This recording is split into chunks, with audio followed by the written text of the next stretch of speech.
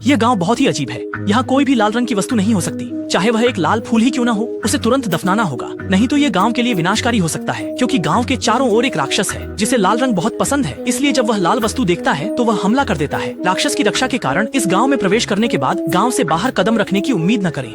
इसीलिए यह एक अलग थलग गांव बन गया। लेकिन उस दिन एक आदमी न केवल इस पर विश्वास नहीं करता था, बल्कि यहाँ से निकलने की कोशिश भी करना चाहता था। जैसे ही वह जंगल में कदम रखता है, उस राक्षस की गर्जना सुनाई देती है। आदमी बहुत डर जाता है और तुरंत भागने का विचार छोड़कर चुपचाप गांव लौट आता है। उसे लगा कि बात यहीं खत्म हो गई, लेकिन उसने कभी नहीं सोचा था कि उसी रात उसने एक लाल कपड़े वाला राक्षस गाँव में आते देखा।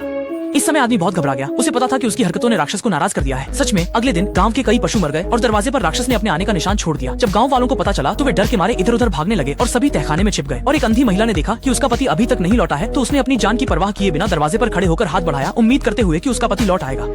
न राक्षस चुपचाप अंधे व्यक्ति के सामने आ गया और जब वह उसे पकड़ने ही वाला था, तभी पति ने पहले उसका हाथ पकड़ लिया, जिससे वह बच गया। ग्रामीणों को पता था कि इस तरह छिपना कोई उपाय नहीं है, इसलिए राक्षस के गुस्से को शांत करने के लिए मुखिया ने आदेश दिया कि गांव की आखिरी आधी सुअर का मांस राक्षस को अर्पित किया जाए। उम्मीद थी कि राक्षस अब शांत हो जाएगा। सचमुच रात को राक्षस फिर नहीं आया और वे फिर से सुखी जीवन जीने लगे।